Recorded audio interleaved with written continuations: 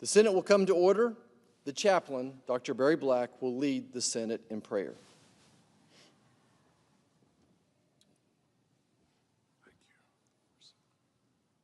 Let us pray.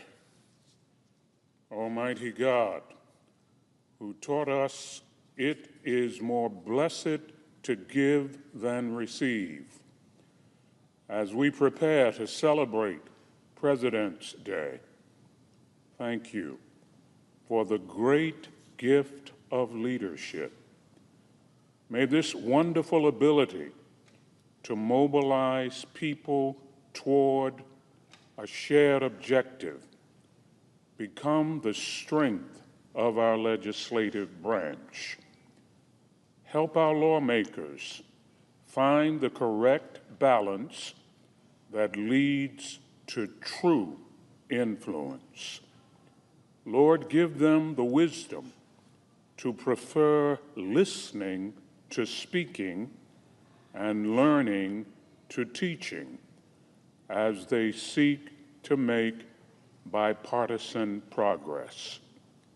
Infuse them with the serenity to accept the things they cannot change, the courage to change the things they can, and the wisdom to know the difference.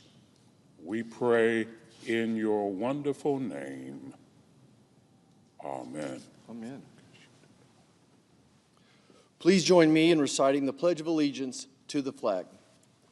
I pledge allegiance to the flag of the United States of America and to the republic for which it stands, one nation, under God, indivisible, with liberty and justice for all.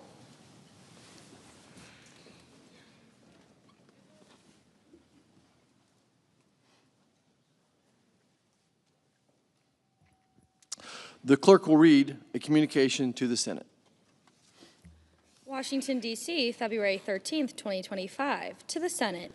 Under the provisions of Rule 1, Paragraph 3 of the Standing Rules of the Senate, I hereby appoint the Honorable Roger Marshall, a senator from the state of Kansas, to perform the duties of the chair. Signed, Chuck Grassley, President pro tempore. Under the previous order, the leadership time is reserved. Morning business is closed. Under the previous order, the Senate will proceed to executive session to resume consideration of the following nomination, which the clerk will report. Nomination, Department of Health and Human Services, Robert F. Kennedy, Jr. of California, to be Secretary.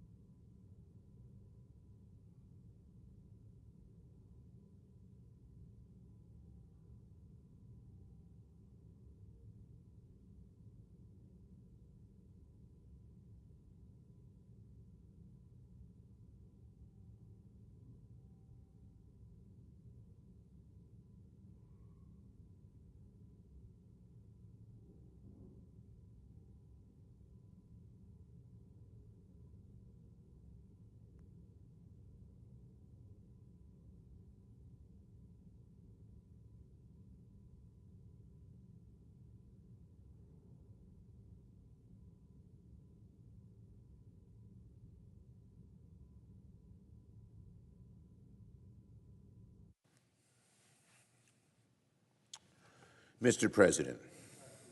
The Democratic leader. Mr. President, this morning, the Senate will vote on the nomination of Robert F. Kennedy to serve as Secretary of Health and Human Services. By now, it's beyond clear that Mr. Kennedy is not remotely qualified to become the next Secretary of HHS. In fact, Mr. Kennedy might be one of the least qualified people that Donald Trump could have chosen for the job. There are so many others who would have been better. I'm very proud that every single Democrat will oppose Mr. Kennedy's nomination, because Democrats know better than to elevate a conspiracy theorist to the top health care job in the country. I know some of my colleagues feel the same way privately. In fact, if the Senate held a secret ballot today, I'll bet Mr. Kennedy would never come close to becoming confirmed, and that many, if not most, Republicans would vote against him. I think most likely most Republicans would vote against him if there were a secret ballot. But sadly and unfortunately for America, Republicans are being strong-armed by Donald Trump and will end up holding their nose and voting to confirm Mr. Kennedy. What a shame. What a travesty. I urge my Republican colleagues to think very carefully one last time before rolling the dice on Mr. Kennedy. A vote to confirm Mr. Kennedy is a vote to make America sicker. Mr. Kennedy has made a living not by promoting public health, but by actively fighting it. Mr. Kennedy is the face of the modern anti-vaccine movement. Mr. Kennedy has spent decades profiting off vaccine misinformation.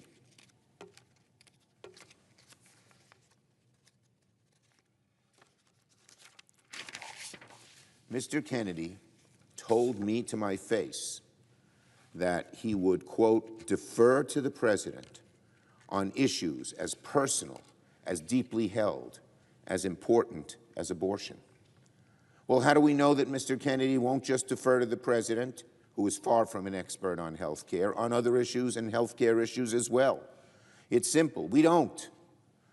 But if he can change his view and defer to the president on something as deeply held as abortion, the likelihood is he'll change his view on many other health care issues to the detriment of the American people. One thing he won't change his views on is vaccines, I am sure, because he's held that so deeply. My Republican colleagues should think very carefully before voting to elevate a vaccine skeptic, a conspiracy theorist, to oversee our health care system.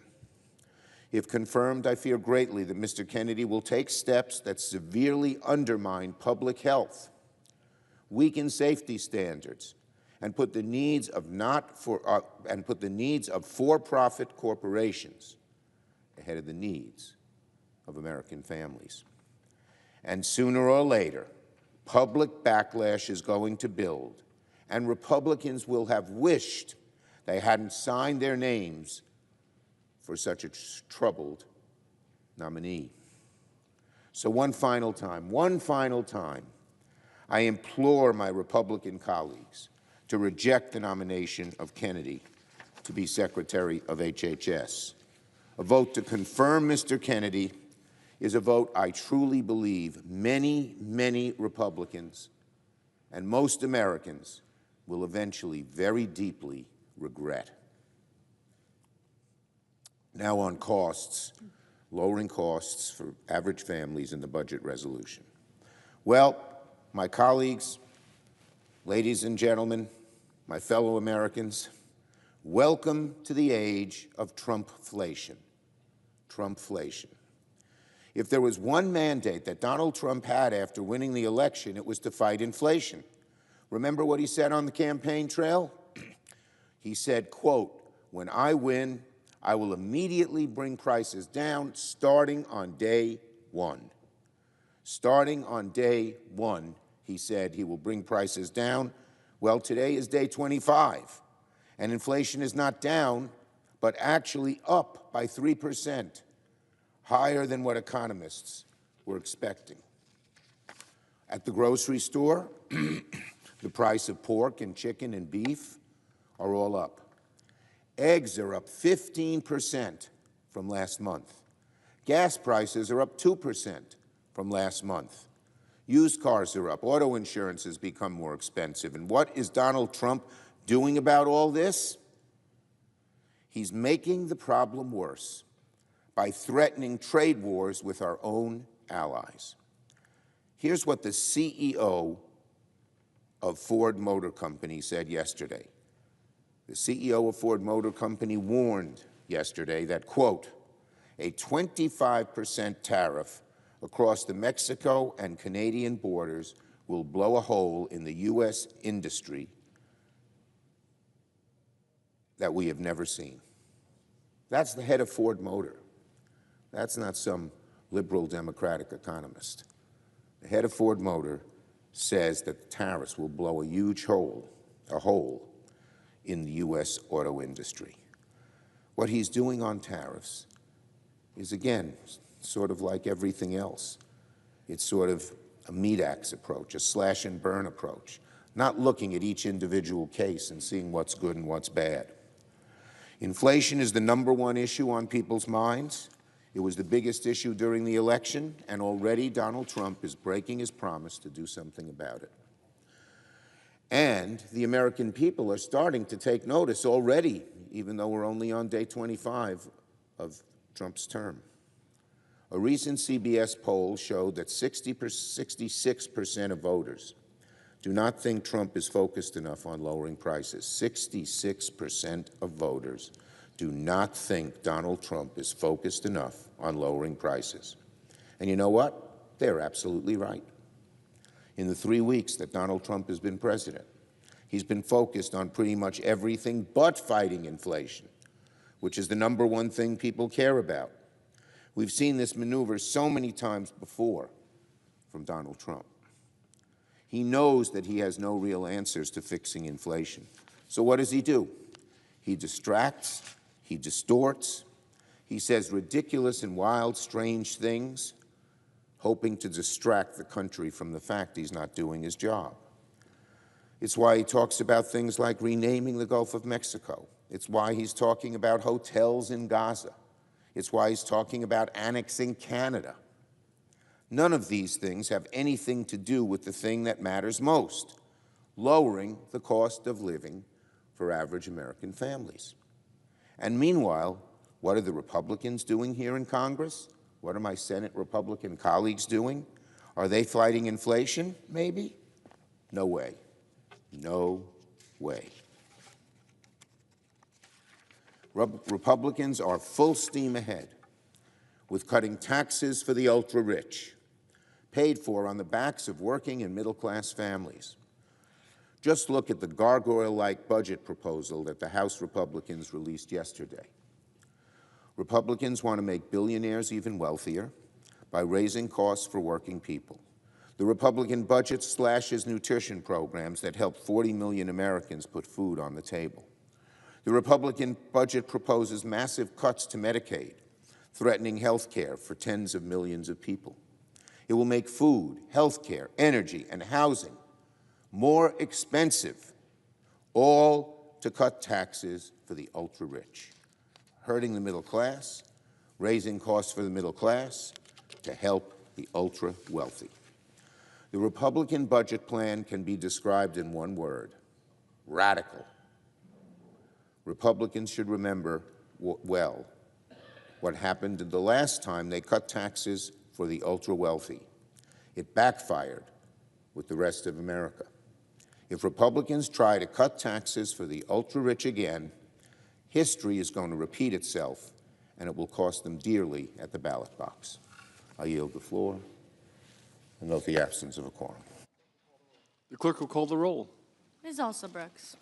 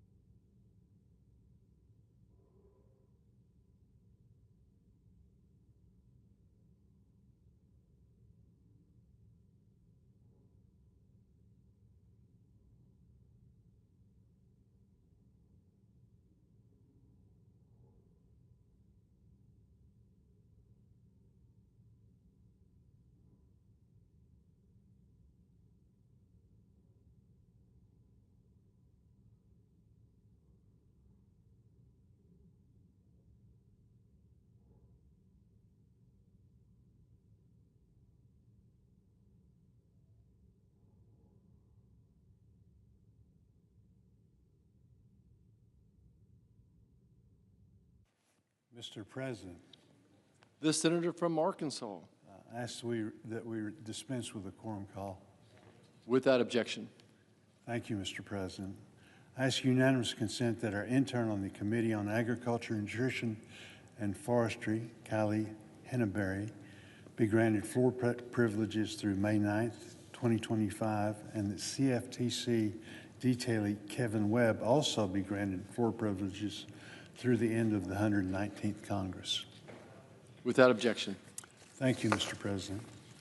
Mr. President, I'm honored to speak on the floor of the Senate and support Brooke Rollins to be Secretary of Agriculture. The Senate will vote on her nomination to this cabinet position today, and I encourage my colleagues to vote yes.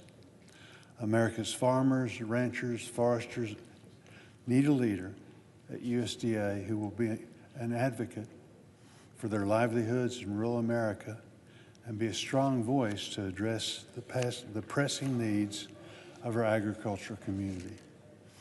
Brooke Rollins is that person. In her hearing before the Senate Agriculture Committee, she pledged to do everything within her ability to ensure that our farmers, ranchers, and rural communities thrive. And we know she will follow through on that because rural America helped shape her into what she is today. She's leading a life of service that began with membership in her small town Texas FFA chapter and continues to credit her FFA advisor for his support and mentorship in her agriculture career. She invited him to attend the nomination hearing before the Senate Agriculture Committee last month, along with the Texas State FFA officer team she served with in high school. Texas Governor Rick Perry knew Brooke Rollins had a heart for Texas farmers and invited her to join his policy team where she advocated for agriculture. She continues that passion today. Her executive leadership during the first Trump administration and her regular collaboration with President Trump make her uniquely qualified to serve in this position and advocate for family farms. She understands the significant responsibility of this role during one of the most economically challenging times for agriculture producers. Hardworking farmers who grow our food are struggling to operate, let alone make a profit in this current economic climate. High inflation and steep input costs far outpacing depressed market prices have put many farm families on a course towards bankruptcy, with multi-generational operations fighting to continue their family legacy. In December, Congress approved natural disaster and emergency assistance to help producers obtain critical operating loans for this crop year. Ensuring delivery of this aid will be one of her first priorities as Secretary. I'm confident she will pursue policies to help rural American live up to its potential. While we first met during the first Trump administration, I've had the opportunity to get to know her better during her confirmation process, and she has demonstrated her enthusiasm for being a voice for small-town American and agriculture producers. I'm grateful she is willing to take on this big responsibility and willing to be part of the solution to help rural America at this time of unprecedented challenges. As chairman of the Senate Agriculture Committee, I've met with farmers, ranchers, and agricultural stakeholders from all over the country, and they have been sounding the alarm of the dire circumstances they face in producing a safe, affordable, and abundant supply of food. Farmers from my home state of Arkansas shared with the committee last week about the difficult conversations they are forced to have right now about continuing their multi-generational farms and risking their family's future in the industry. Unfortunately, this is a conversation many more farm families across the country will have if we do not act quickly. Congress must deliver an updated 5-year farm bill that modernizes the safety net in order to maximize liabilities in order to minimize the liabilities farm families take on when they plant their crops. Food security is national security. Our country is blessed to have grocery stores stocked with food to put on our tables. This is the result of the hard work of our farmers and ranchers. These producers need the tools to be successful and continue to grow the food, fiber, and fuel our nation depends on. I know Brooke Rollins shares my commitment to enhancing the policies that help farm families and rural communities thrive. Given her executive leadership, she is well prepared to hit the ground running, and as she walks through the doors of USDA as Secretary and deliver the certainty and predictability our producers need. I look forward to working with her to strengthen rural America and the men, women, and families who call it home. I also want to thank everyone on both sides of the aisle in making it such that we could do this in such a expeditious way. It took a lot of cooperation. I think it just shows how important our farmers are to both Democrats and Republicans. It's one of the few areas that's not a partisan issue. It's all about helping the men and women that work so very hard to provide the food that we need. So with that, I yield back.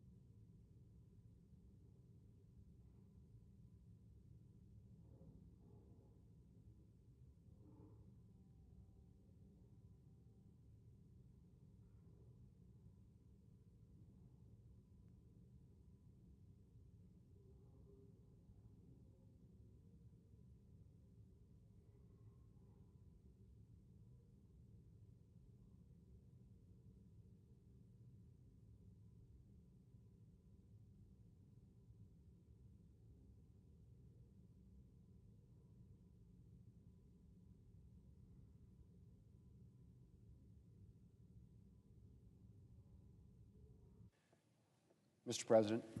Majority Leader.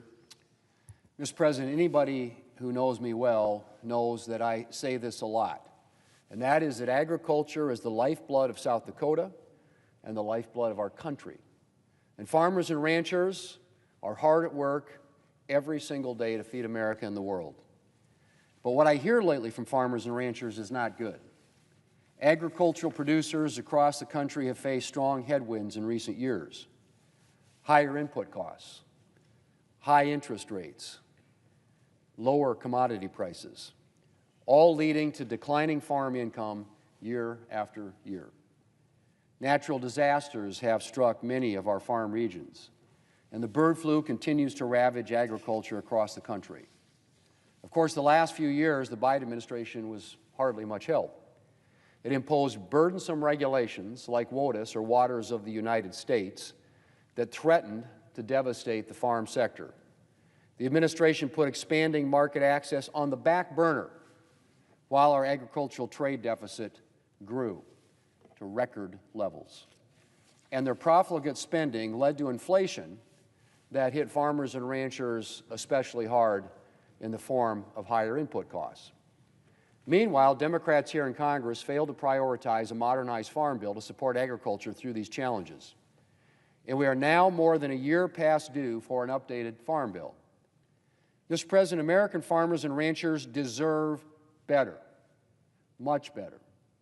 And I expect things will be different under President Trump. I know that farmers and ranchers will have a friend in Brooke Rollins, the President's choice for Secretary of Agriculture. Mrs. Rollins grew up in the small agricultural town of Glen Rose, Texas. She spent summers working for her family on their farm in Minnesota, helping with their corn, potato, and soybean crops. She was a 4-H'er, an FFA state officer, and a barrel racer. And her 4 kids are keeping up the family's way of life showing cattle in Texas. After studying agriculture development at Texas A&M, Mrs. Rollins went to work for then Governor Rick Perry, where she worked on agricultural policy. She then continued her ag work by building up a Texas think tank empowering the voices of farmers, ranchers, and rural communities. Then she served in President Trump's first administration, first leading the Office of American Innovation, and then the Domestic Policy Council. This President, Brooke Rollins, is a policy wonk with a farmer's heart. She understands the needs of agriculture producers, and she knows how to deliver results. And she promises to get right to work after she is confirmed on 4 key priorities. First, getting disaster and economic aid out the door and into the hands of farmers. Second, getting the bird flu and other animal disease outbreaks under control. Third, getting the Farm Bill done.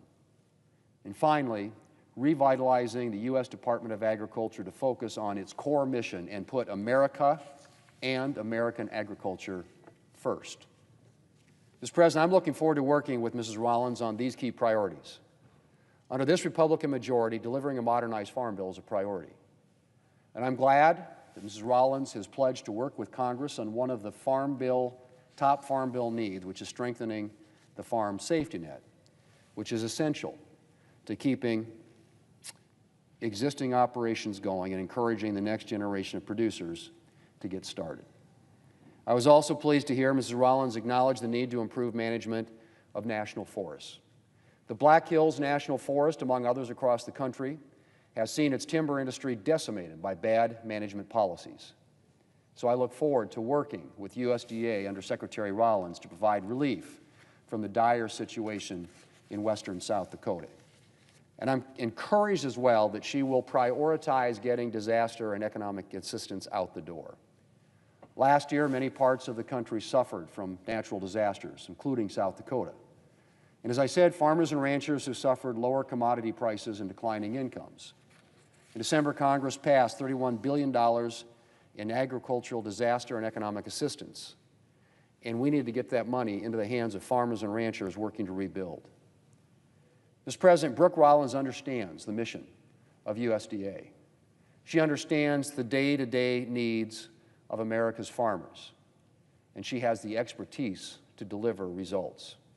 I trust that she will put America's farmers and ranchers first as Secretary of Agriculture, and I look forward to working with her in this role. Mr. President, later today I will introduce a bill to repeal the death tax. As I mentioned, as a resident of a rural state filled with family farms and ranches, I have made death tax repeal a priority for a long time. And I was proud to help secure a doubling of the death tax exemption in the 2017 Tax Cuts and Jobs Act. This doubled exemption has provided certainty to a lot of farms and ranches and small businesses over the past 7 years. But the expanded exemption is expiring at the end of this year.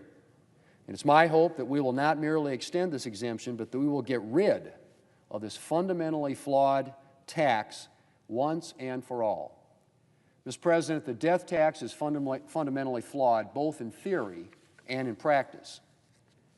There should be a limit to how many times the government can tax you. The money you leave at your death has already been taxed by the government at least once, which makes the death tax double taxation.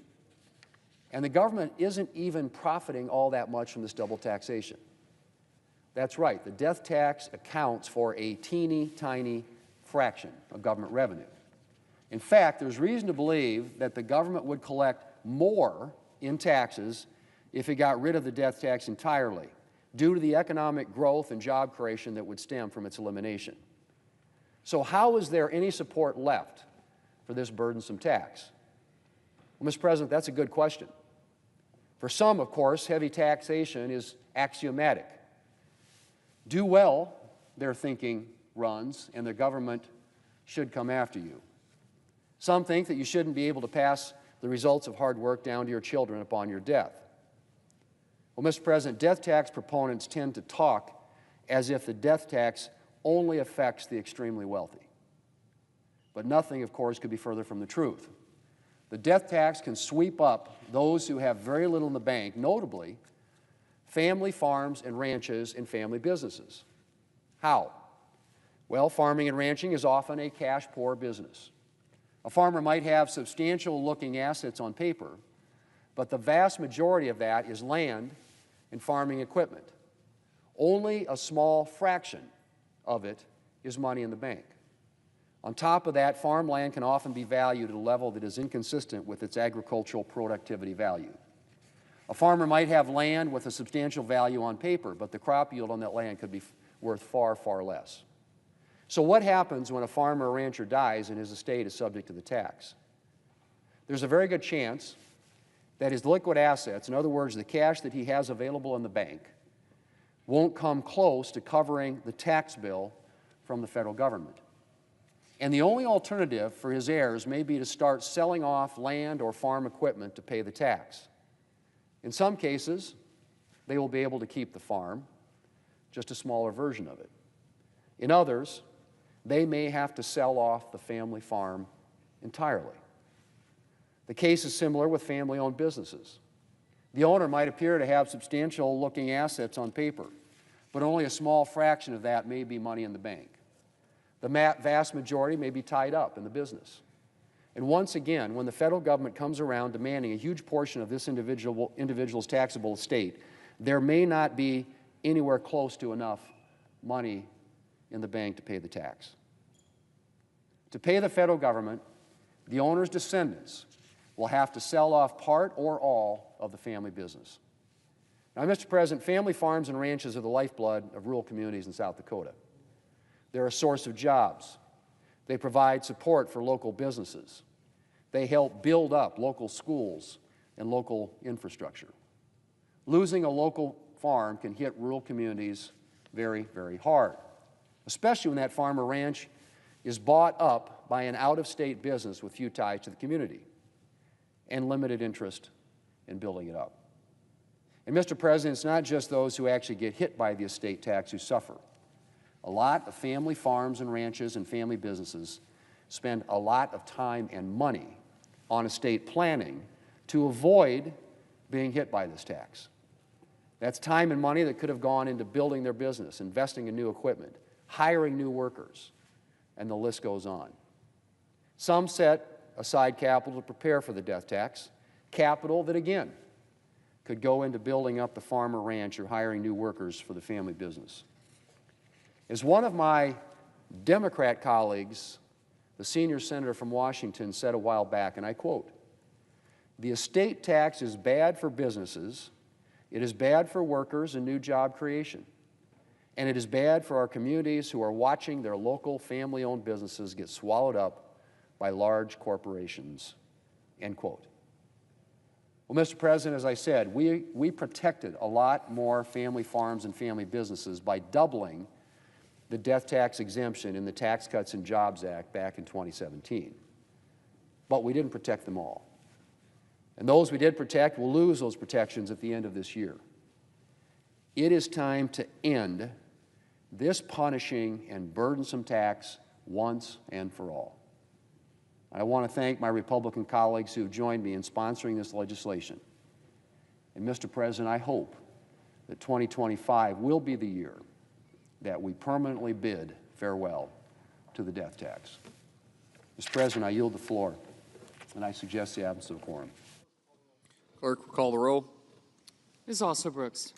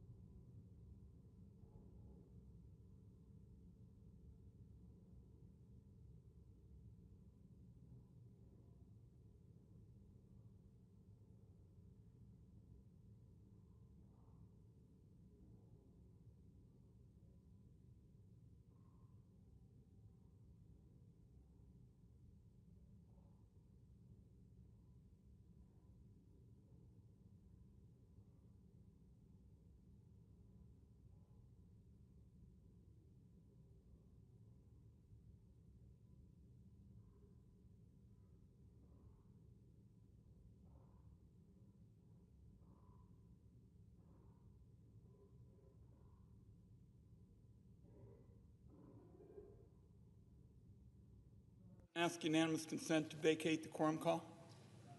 Without objection. Mr. President, I ask unanimous consent that I be permitted to speak for up to 15 minutes, Senator Crapo for up to 5 minutes, and Senator Schumer for 2 minutes prior to the scheduled votes. Is there an objection? Without objection. Mr. President, late into the night, senators spoke on the Senate floor about why Robert F. Kennedy Jr. is the least qualified nominee to ever be tapped as America's chief health officer. On issue after issue, Mr. Kennedy has demonstrated a profound lack of knowledge at best and deeply dangerous views at worst. Mr. Kennedy has refused to tell Americans how we would manage health care issues that they're deeply worried about: vaccine safety, women's reproductive health, drug pricing, and affordable health care, to name a few. This leaves, Mr. President, millions of Americans alarmed about the future of health and science in America. Last week, 2 Oregon medical students approached me to talk about Mr. Kennedy's nomination. These medical students told me they were less concerned about the damage Mr. Kennedy would do as HHS Secretary in the weeks and months to come. These medical students are not only worried about the prospect of losing cures, treatments, and medical breakthroughs if Mr. Kennedy is confirmed. These medical students from Oregon told me that his unwillingness to take science and medical data seriously is going to harm science for decades to come.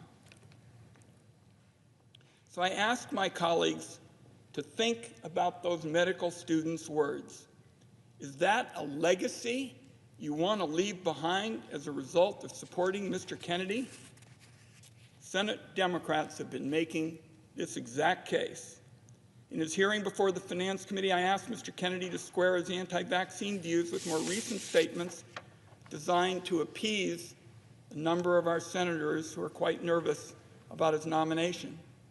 In his testimony, he used the fact that his own children were vaccinated to prove he was not anti-vaccine. But the record shows that just a few years ago, he said he would, quote, do anything and pay anything to go back in time in order to prevent them from getting those vaccines. Elsewhere in his testimony, Mr. Kennedy stated he was not anti-vaccine, but rather pro-safety. But about 18 months ago, he said on a podcast, and I quote, no vaccine is safe and effective. In other words, Mr. President, in the Senate Finance Committee, we brought the evidence, we brought the receipts, and Mr. Kennedy said nothing to actually disavow his prior statements. He stuck by the time-worn tactics of a conspiracy theorist. Always ask for more evidence and never accept the evidence that's placed in front of you. Even some of my colleagues on the other side of the aisle are now deeply disturbed by Mr. Kennedy's refusal to entertain evidence that would require him to change his mind on vaccine safety. Nevertheless, it sure looks like my Republican colleagues have bowed to pressure from Donald Trump and are poised to hand Mr. Kennedy the platform he has been seeking for 2 decades to push fringe views. So before the Senate votes, I'd like to take a moment to talk a little bit about the fights ahead on health care. Republicans in the House are already pressing ahead this morning with their plan to kick millions of Americans off of their health insurance in order to fund more tax cuts for those who are very wealthy. And as HHS Secretary, Mr. Kennedy is going to be a key player in this effort. While senators were on the floor speaking yesterday, the Senate Budget Committee debated a budget resolution that unlocks the legislative tools Republicans need to make good on their go-it-alone plan. At the same time, the House Budget Committee released its own budget resolution that will be debated today. Mr. President, what is clear in both of these blueprints, in their game plan, is that Medicaid cuts are at the top of the list. 81 million Americans rely on health care coverage under Medicaid, and the CHIP program for kids. Those people are folks with disabilities, low-income families, seniors, and of course children. The damage and destruction to American families if Republicans go through with their plans to gut Medicaid cannot be overstated. Take nursing homes, for example. 2 out of 3 nursing home residents are currently being covered for their health care by Medicaid. Imagine you visit your mom in her nursing home in the months after the Republican bill makes steep cuts to Medicaid. Your mom complains there are fewer and fewer staff. She had to wait more than an hour after calling for help to use the bathroom on several occasions. Next time you visit, she tells you some of the new staff don't have time for her. You learn that the facility no longer has the resources to conduct background checks and that they're desperate for workers. A few weeks later, the facility manager pulls you aside to deliver some bad news. Her nursing home can no longer accept patients with Medicaid after steep federal cuts to the program. Unless you can find another facility that accepts Medicaid, you've got to pay the high monthly cost out of your own pocket.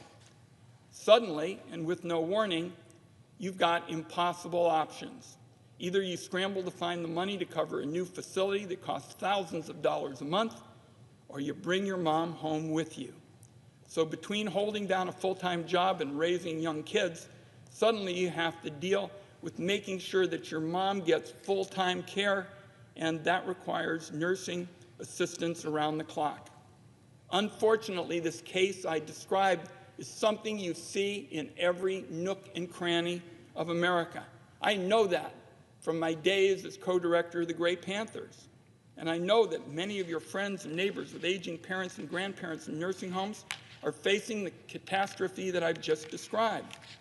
Now, Republicans are going to do somersaults to disguise their cuts to Medicaid, and they're going to describe it in health care lingo that they think plays well with people. For Republicans, every single child, senior, or family struggling to pay the bills that gets denied coverage is a win. And that brings us to Mr. Kennedy. During his confirmation hearing on everything from abortion to vaccines to Medicare and Medicaid, Mr. Kennedy was given ample opportunity to go on the record about how he would improve these programs, bring down costs, save taxpayers money, and improve care. Instead, he showed a complete lack of understanding of the basics of Medicaid and how it functions. I personally believe it shouldn't be too much to ask for the future CEO of Medicaid to understand how important it is to provide affordable coverage for millions of families. Republicans, with Donald Trump at the helm, are steering our country toward a health care cliff. Their ultimate objective is to take away Medicaid from as many people as they can. Colleagues, so much for making America healthy again. What the American people need is a leader who will be the voice of reason in the room as Trump and his assistants in Congress start slicing and cutting. Our country needs a leader at Health and Human Services who's actually going to work to improve care and lower costs, defend the reproductive freedoms of families, and listen in particular to facts and science. The American people have no reason to believe, based on the record, the evidence that the Senate Finance Committee has accumulated, to believe Mr. Kennedy will be that leader.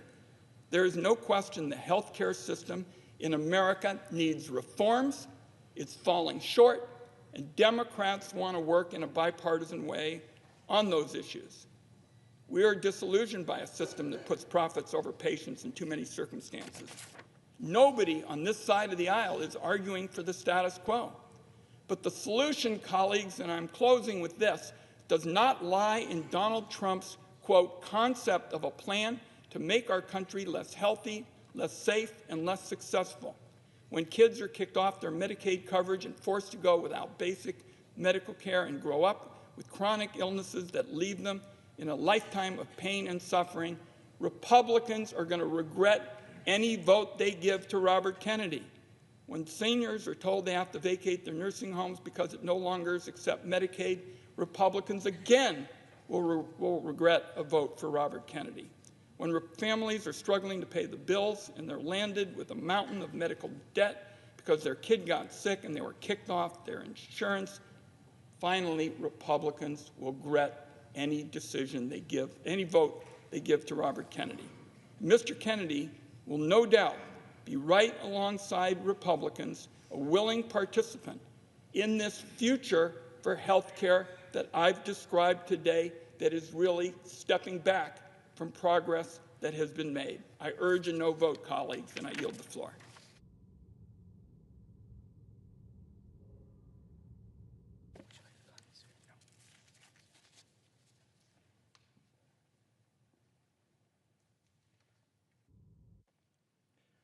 Mr. President. Senator from Idaho. Thank you, Mr. President. I rise today in support of Robert F. Kennedy Jr.'s nomination to be Secretary of the U.S. Department of Health and Human Services and to urge my colleagues to vote in favor of his confirmation. Contrary to the attacks that have constantly been made on him, he has made it very clear that he will support safe vaccinations and just wants to see that the research on them is done and done well. When his nomination for the role of Secretary of HHS was announced, Mr. Kennedy stated, "We have a generational opportunity to bring together the greatest minds in science, medicine, industry, and government to put an end to the chronic disease epidemic facing Americans." I agree with him. We've got to get into the business of making America healthy again. Mr. Kennedy's dedication to this commitment has been apparent throughout the nomination process. He will bring a fresh perspective to health care, prioritizing consumer choice, information transparency, and early interventions to strengthen the well-being of all Americans. He has been responsive to a wide variety of questions from members on both sides of the aisle, appearing before 2 committees and answering hundreds of questions for the record, not to mention going through the extensive vetting process of the Finance Committee, which I chair, which is the most extensive vetting process that any candidate in the Senate goes through, for a position in this administration goes through in the Senate. While some of my colleagues continue to question his financial agreements, Mr. Kennedy met and then exceeded the requirements set forth by the Office of Government Ethics. Mr. Kennedy has participated in one of the most extensive processes, as I've said, that our Senate puts a nominee through, and has succeeded in meeting those standards. And I encourage my colleagues to support his nomination. Now, before I close, I want to respond briefly to the comments that we've heard today here on the floor and all day yesterday in a long Budget Committee hearing to set up the first reconciliation legislation to come before the Congress. It was said today that Republicans are going to take Medicaid away from children. They are going to take health care away from seniors. It was said yesterday that we were going to go after pretty much old people, young people, middle-aged people, and every other kind of people, because we are going to destroy the support base that they have here in the federal system. The fact is, this is the politics of fear, the politics of claiming things that are going to happen which are not going to happen. The reality is that yesterday's Budget Committee meeting was not on health care. There was nothing done in the meeting yesterday that would have done any of the things that you've heard on the floor today. What we did do yesterday was to set up a process so we can provide some significant extra spending authority to our government to close the border and deport the violent criminals who have come into our country in the millions in the last few years. We had another provision in it to give significant new resources to our national defense so that we can build back our Department of Defense and the authority of those in our armed services, the ability of those of our armed services members to have the technology and the equipment and be capable of responding to threats to our nation.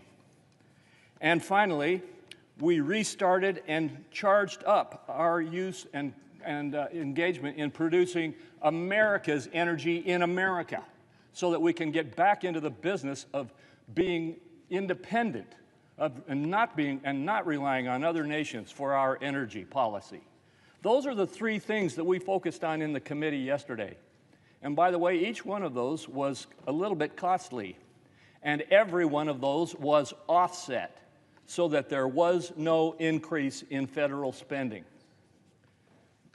Mr. President, I think we need to argue over facts when we get into these debates. We're going to have a tremendous number of debates. And yes, we will debate on health care at some point. But yesterday, and what we did yesterday, was focused on the border, on national defense, and on reboosting our energy production in America. I encourage a strong yes vote for Robert F. Kennedy to be the next Secretary of the U.S. Department of Health and Human Services. Mr. President, Senator from Oregon. I would ask unanimous consent for 1 minute for an opportunity to respond to my colleague from Idaho.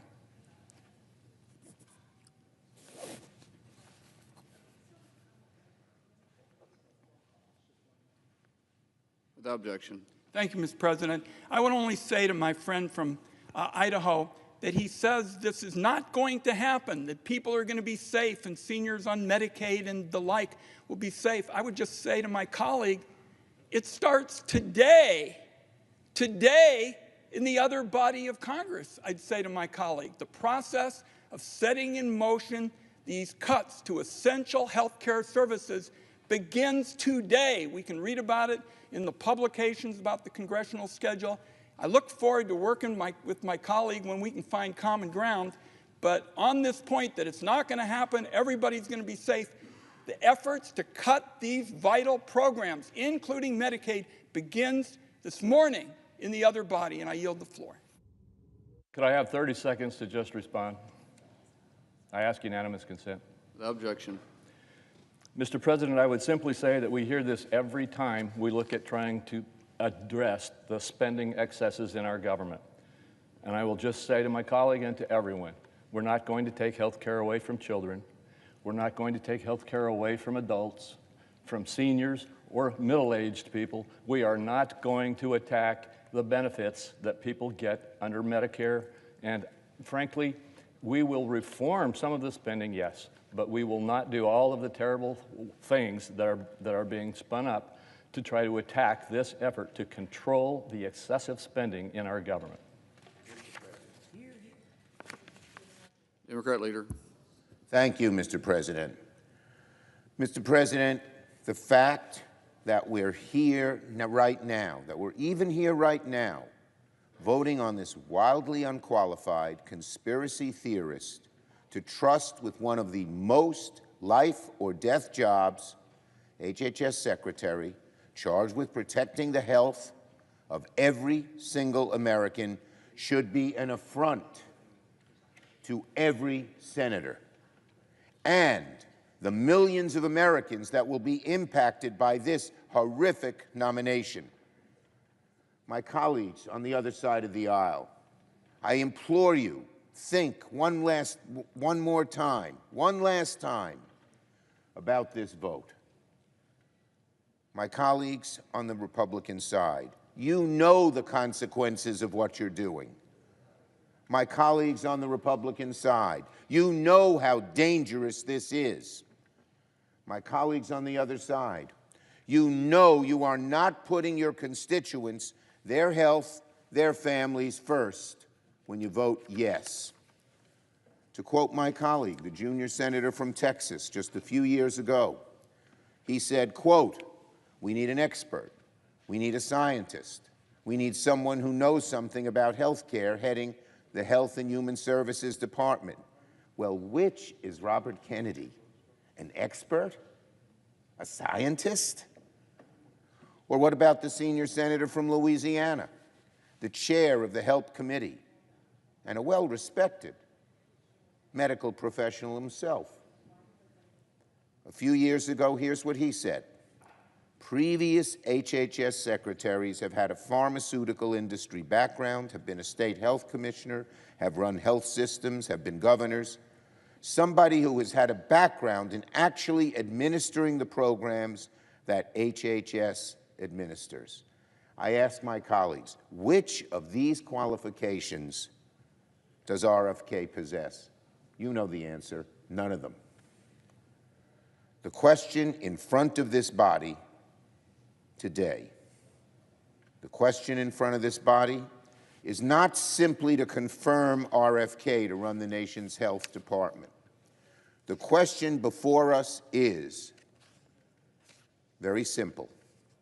Which is more important to you? The health and well-being of your constituents, or blindly obeying orders, knowing full well the dangerous impacts your vote will enable? I plead with you one more time, rethink this issue. This is dangerous, this is wrong, very wrong. I yield the floor. Under the previous order, all post-cloture time is expired. The question occurs on the Kennedy nomination. Is there a sufficient second? There appears to be. Clerk will call the roll. Ms. Also Brooks, Ms. Baldwin, Mr. Banks, Mr. Barrasso, Mr. Bennett, Mrs. Blackburn, Mr. Blumenthal, Ms. Blunt Rochester, Mr. Booker, Mr. Bozeman, Mrs. Britt, Mr. Budd, Ms. Cantwell, Mrs. Capito, Mr. Cassidy, Ms. Collins, Mr. Coons, Mr. Cornyn.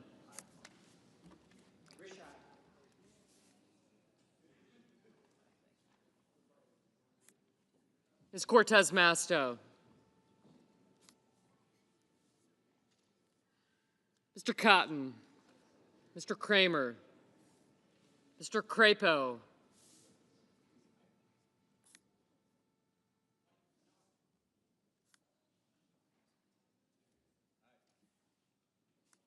Mr. Cruz, Mr. Daines, Ms. Duckworth, Mr. Durbin, Ms. Ernst, Mr. Fetterman, Mrs. Fisher, Mr. Gallego, Mrs. Gillibrand, Mr. Graham, Mr. Grassley, Mr. Haggerty, Ms. Hassan, Mr. Hawley, Mr. Heinrich, Mr. Hickenlooper, Ms. Hirono, Mr. Hoven, Mr. Husted, Mrs. Hyde-Smith, Mr. Johnson, Mr. Justice, Mr. Kane, Mr. Kelly, Mr. Kennedy, Mr. Kim, Mr. King, Ms. Klobuchar, Mr. Langford, Mr. Lee, Mr. Lujan, Ms. Lummis, Mr. Markey,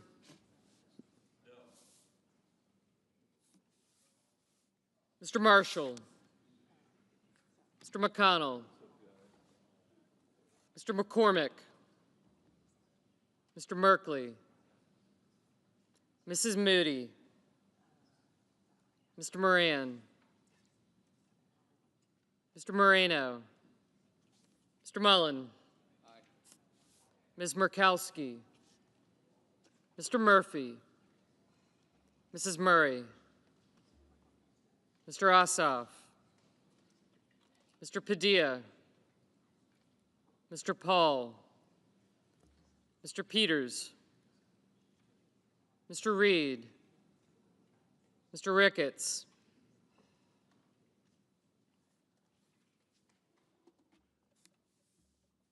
Mr. Risch, Ms. Rosen, Mr. Rounds, Mr. Sanders, Mr. Schatz, Mr. Schiff, Mr. Schmidt, Mr. Schumer, Mr. Scott of Florida, Mr. Scott of South Carolina, Mrs. Shaheen, Mr. Sheehy, Ms. Slotkin, Ms. Smith, Mr. Sullivan,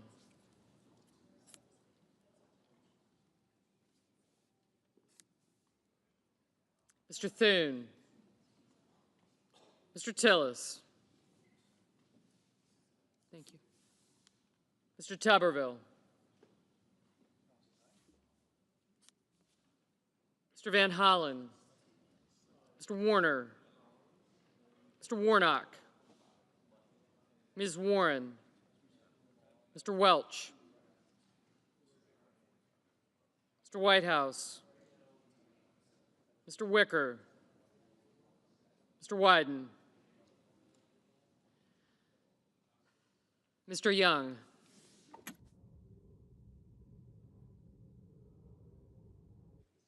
Senators voting in the affirmative: Bozeman, Cornyn, Crapo, Graham, Mullen, Risch, Rounds, and Tuberville. Senators voting in the negative: Bennett, Gallego, Lujan, Markey, Schumer, and Wyden.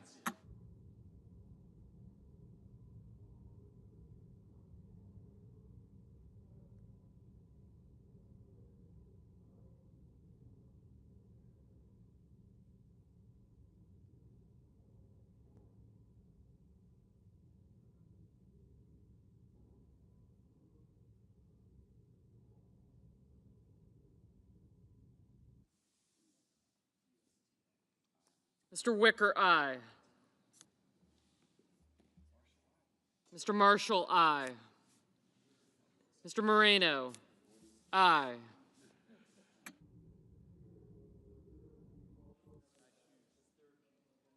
Mrs. Britt, aye. Mr. Heinrich, no.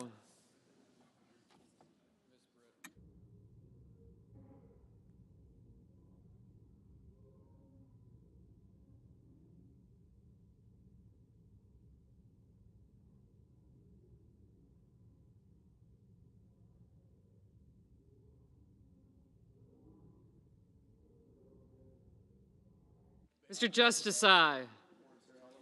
Mr. Sullivan, aye.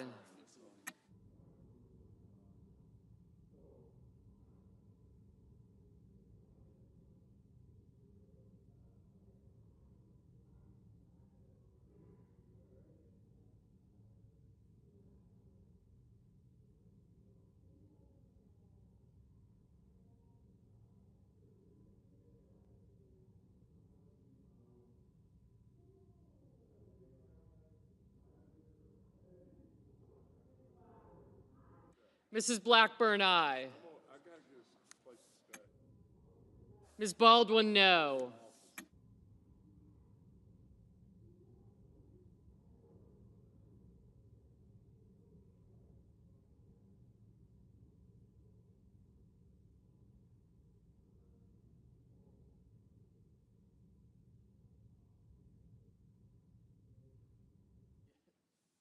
Mr. Murphy, no.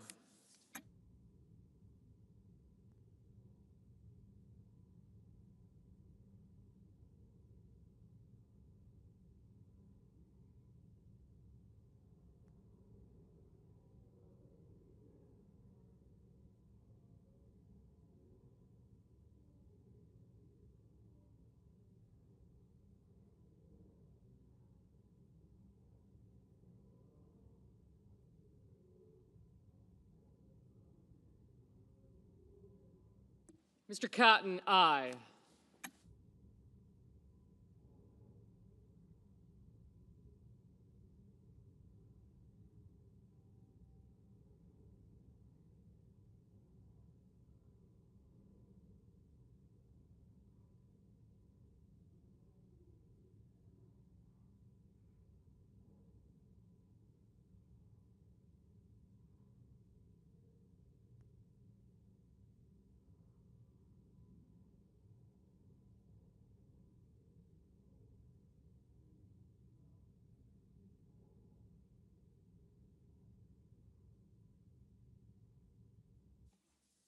Ms. Also Brooks, no.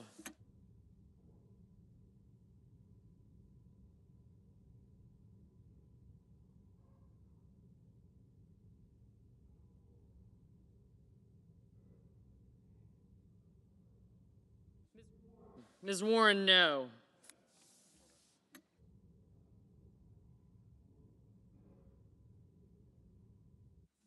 Mr. Young, aye.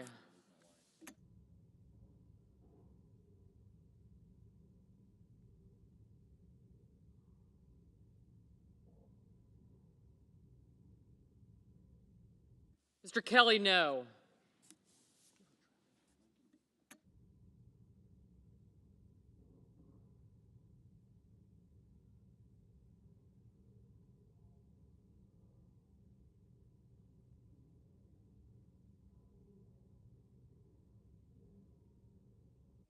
Mr. Johnson, aye. Ms. Ernst, aye.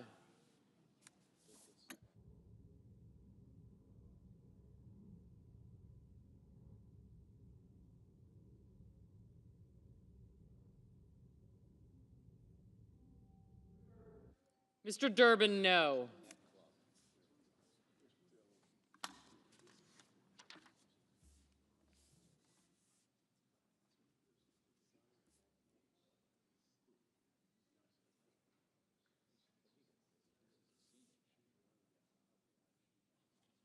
Mr. Cassidy, aye.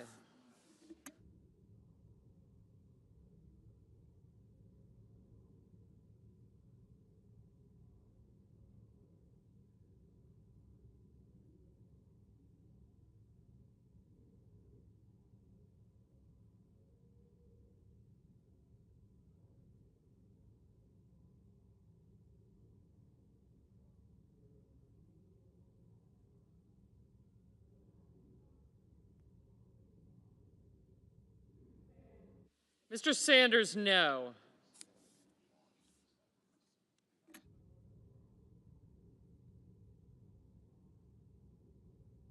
Ms. Hassan, no. Mr. Peters, no. Mr. Barrasso, aye. Mr. Reed, no.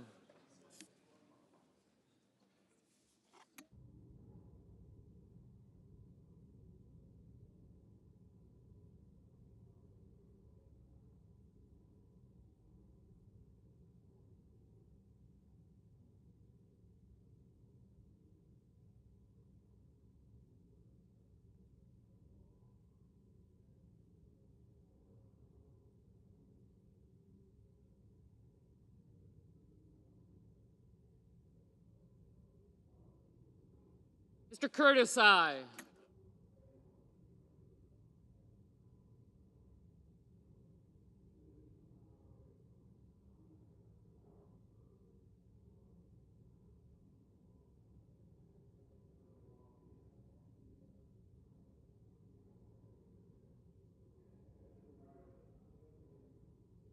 Mr. Ricketts, aye.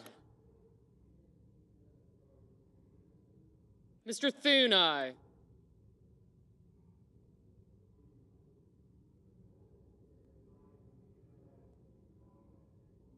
Mr. Ossoff, no.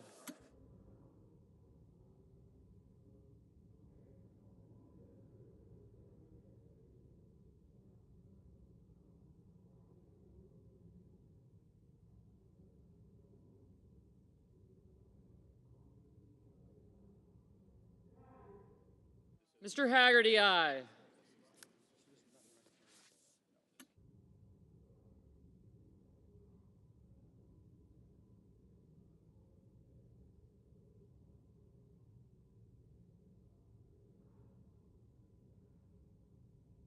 Mr. Van Hollen, no.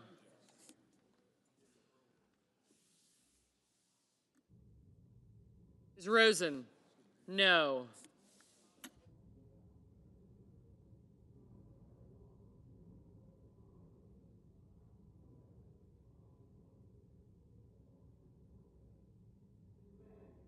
Mr. Banks, aye.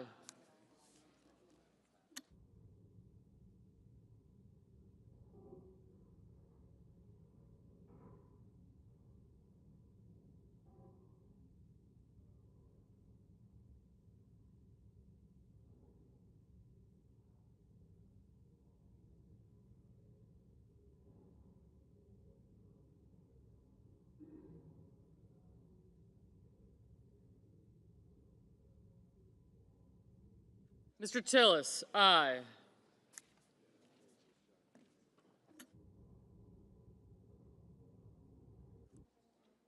Ms. Duckworth, no.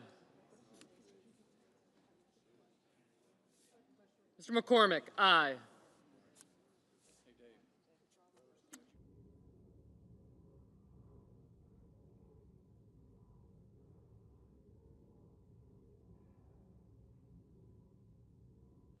Ms. Cortez Masto, no.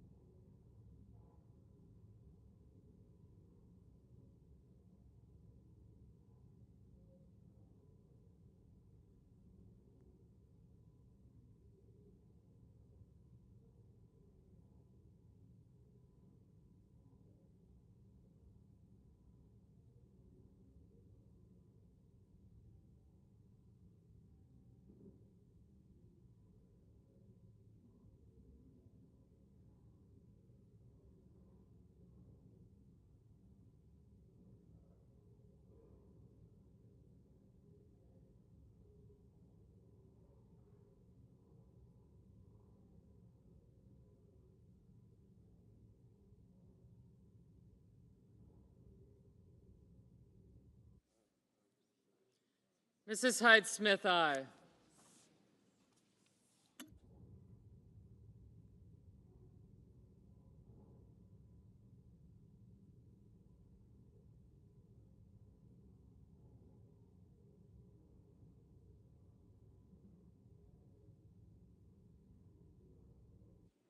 Ms. Blunt Rochester, no.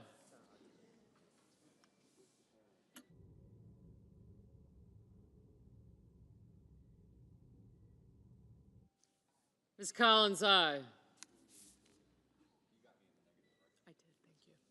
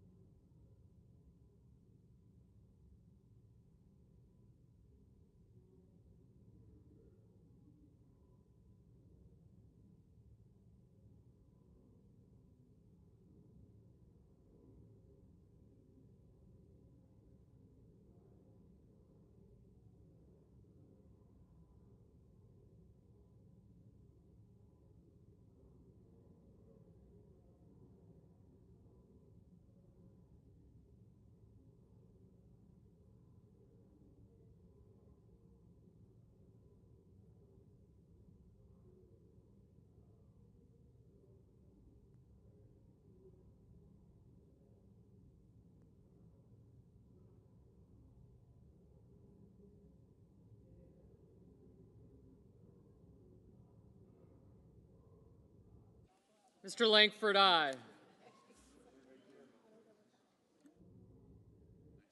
Mr. Sheehy, aye.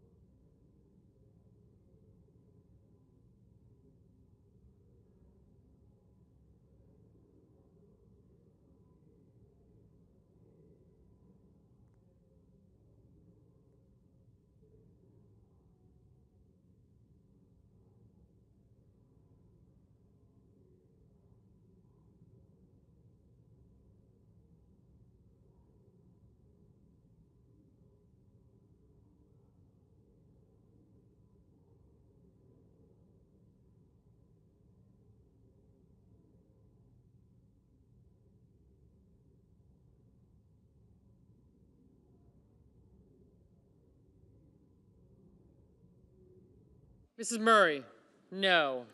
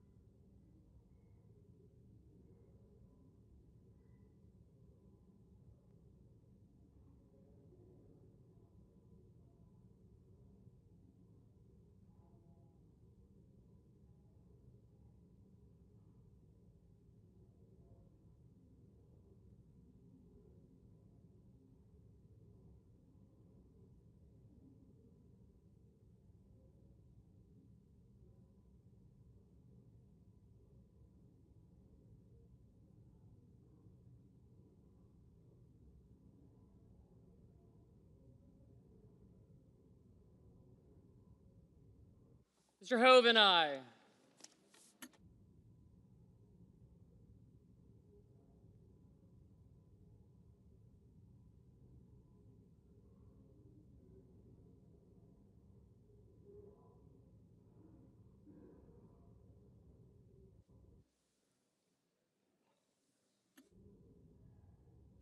Mr. Scott of South Carolina, aye.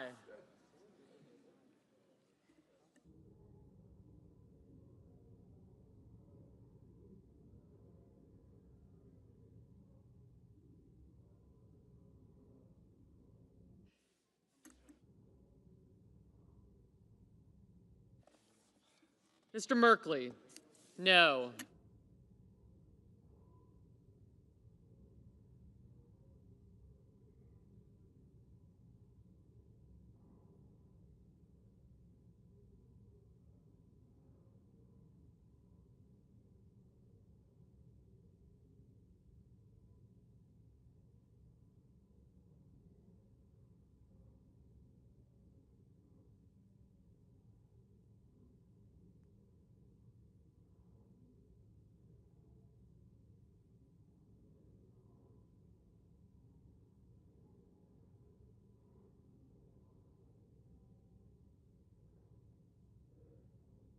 Mr. Budd, aye.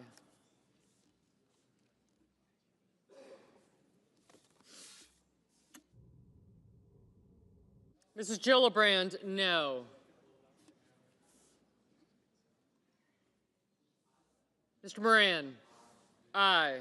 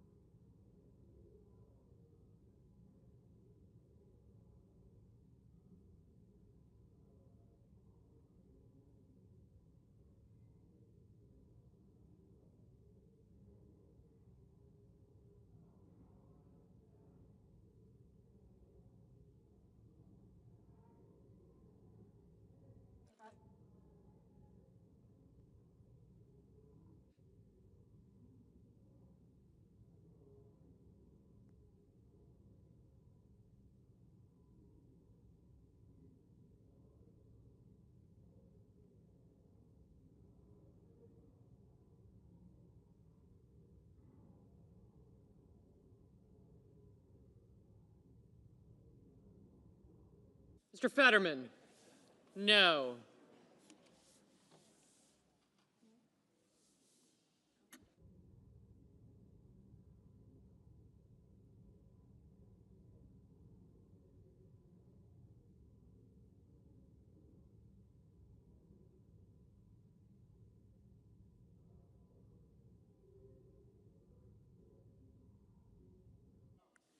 Mr. Schatz? No. Ms. Smith? No.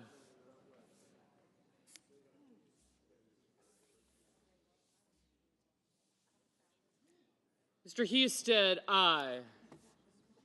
Ms. Lemus? Aye.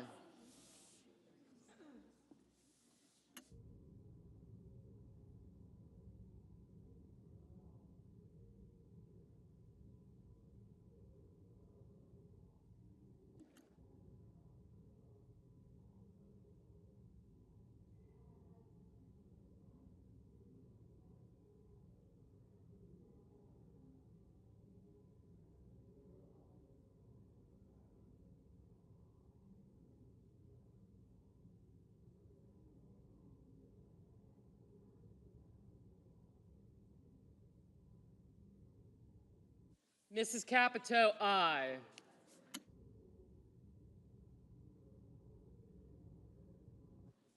Ms. Cantwell, no.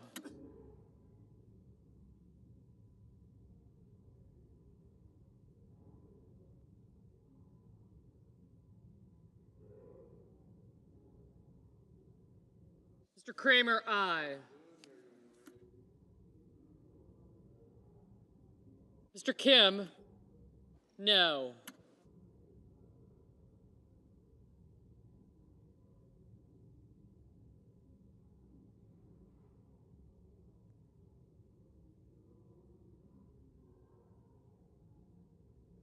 Ms. Murkowski, aye.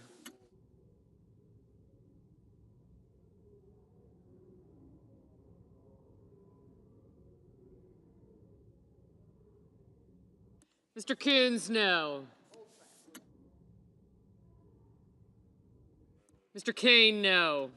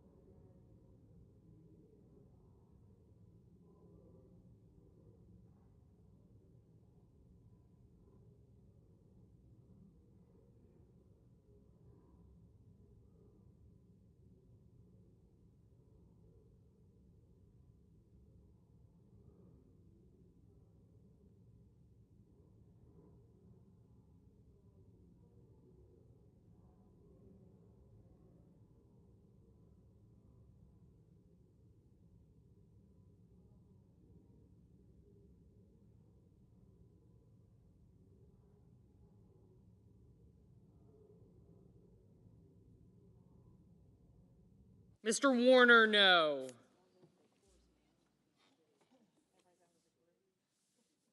Mr. King, no.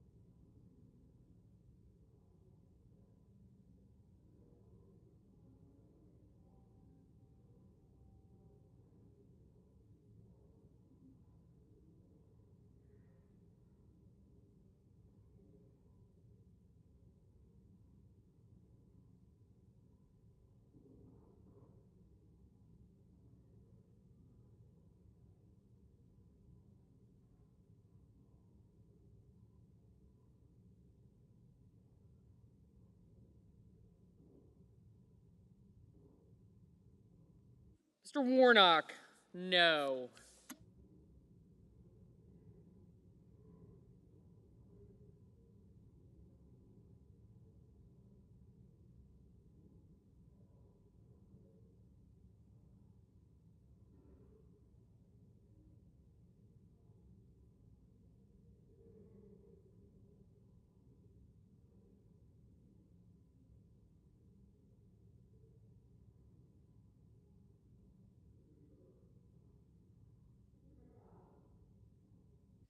Mr. McConnell, no.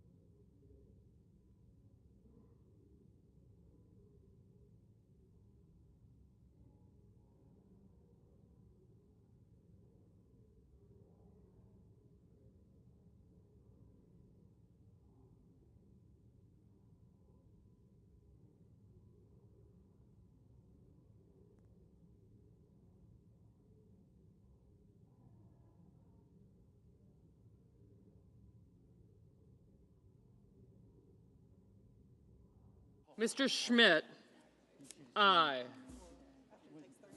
Mr. Cruz, aye. Mr. Lee, aye. Mrs. Moody, aye.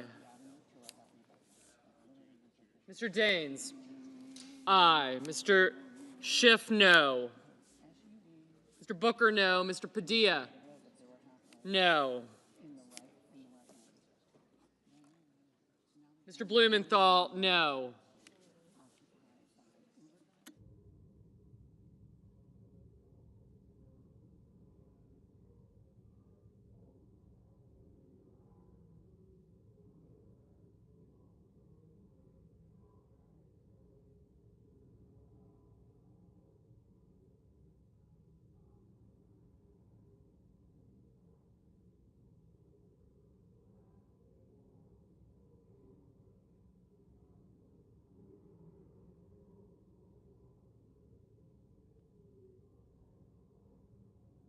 Mr. Hawley, aye.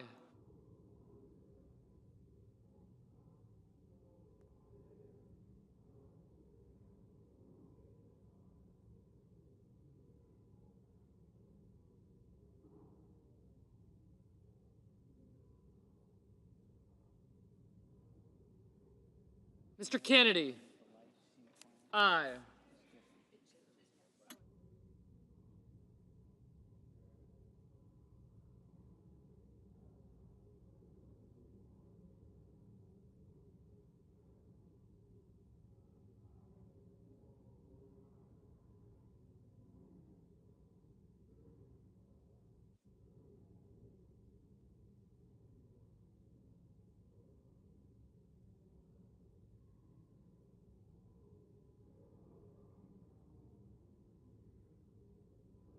Ms. Hirono, no. Mr. Grassley, aye.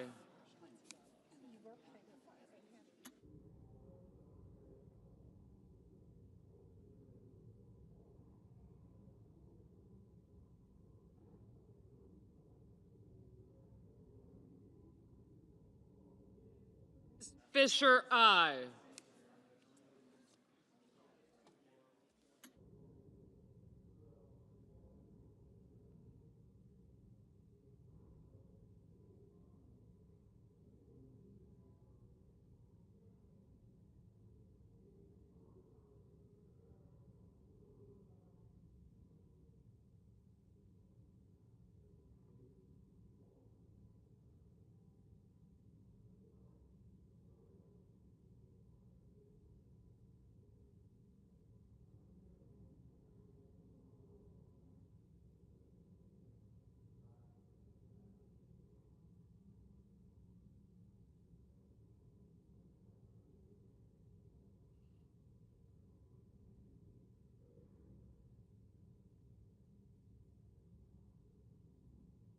Ms. Slotkin? No. Ms. Klobuchar? No. Mr. Whitehouse? No.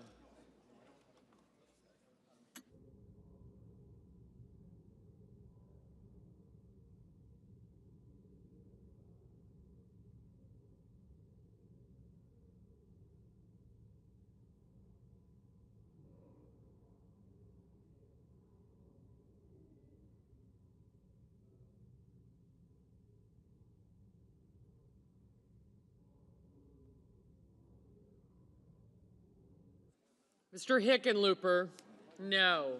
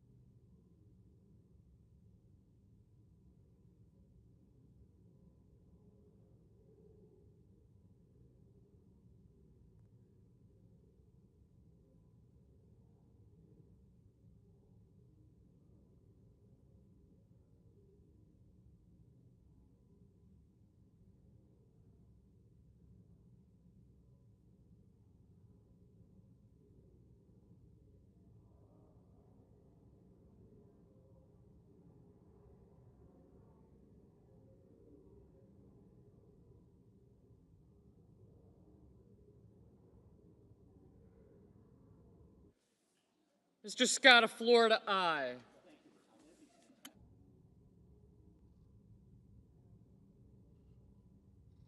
Mr. Welch? No.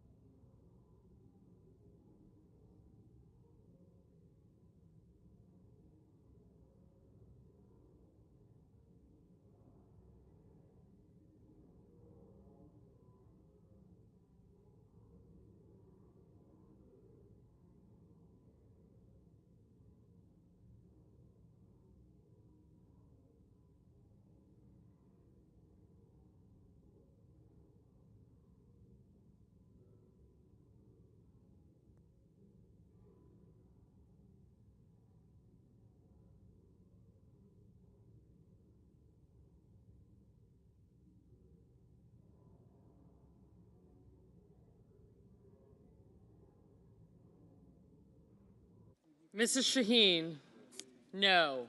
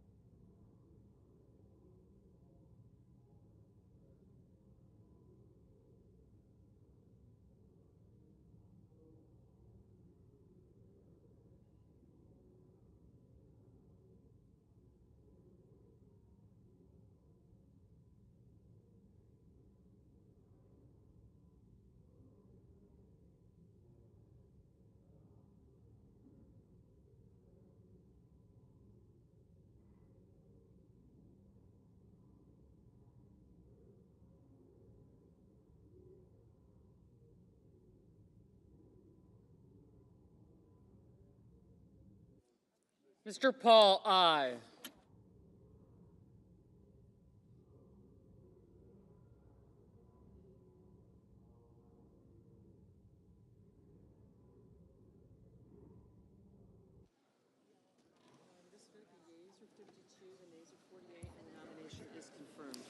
On this vote, the yeas are 52, the nays are 48. The confirmation is confirmed.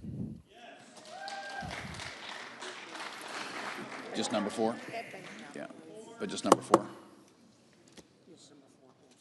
Under the previous order, the motion to reconsider is considered made and laid upon the table, and the President will be immediately notified of the Senate's action. Under the previous order, the cloture motion with respect to the Rollins nomination is withdrawn. The clerk will report the Rollins nomination. Department of Agriculture, Brooke Rollins of Texas to be Secretary. The question occurs on the nomination.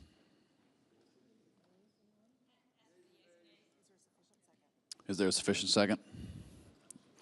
There appears to be. Clerk will call the roll. Ms. Also Brooks, Ms. Baldwin, Mr. Banks, Mr. Barrasso.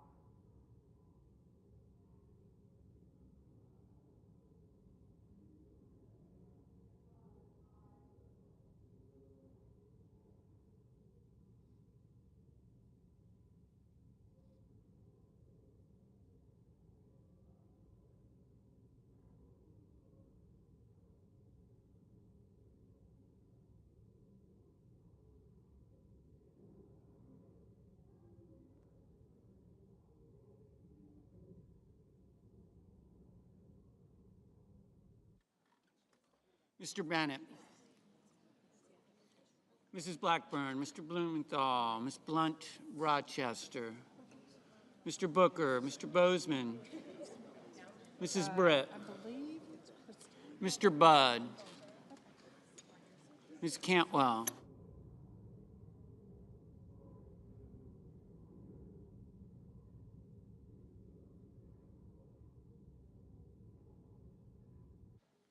Mr. Cassidy, Ms. Collins, Mr. Coons, Mr. Cornyn, Ms. Cortez Masto, Mr. Cotton, Mr. Kramer, Mr. Crapo, Mr. Cruz, Mr. Curtis, Mr. Daines, Ms. Duckworth, Mr. Durbin, Ms. Ernst, Mr. Fetterman, Mrs. Fisher, Mr. Gallego, Mrs. Gillibrand, Mr. Graham, Mr. Grassley, Mr. Haggerty, Ms. Hassan, Mr. Hawley, Mr. Heinrich, Mr. Hickenlooper, Mr. Rono, Mr. Hoven,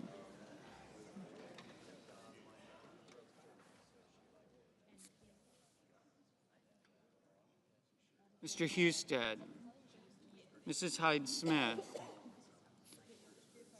Mr. Johnson,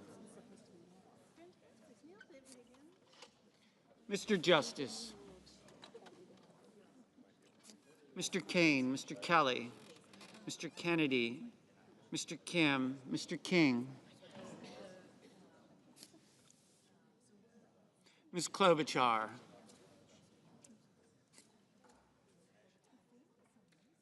Mr. Langford, Mr. Lee, Mr. Lujan, Ms. Lummis, Mr. Markey, Mr. Marshall, Mr. McConnell, Mr. McCormick, Mr. Merkley, Mrs. Moody, Mr. Moran, Mr. Moreno, Mr. Mullen, Ms. Markowski, Mr. Murphy, Mrs. Murray, Mr. Ossoff, Mr. Padilla, Mr. Paul, Mr. Peters, Mr. Reed, Mr. Ricketts, Mr. Risch, Ms. Rosen, Mr. Rounds, Mr. Sanders, Mr. Schatz, Mr. Schiff, Mr. Schmidt, Mr. Schumer, Mr. Scott of Florida, Mr. Scott of South Carolina, Mrs. Shaheen, Mr. Sheehy, Ms. Slotkin, Ms. Smith, Mr. Sullivan, Mr. Thune, Mr. Tillis, Mr. Tuberville, Mr. Van Hollen, Mr. Warner, Mr. Warnock, Ms. Warren, Mr. Welch, Mr. Whitehouse, Mr. Wicker,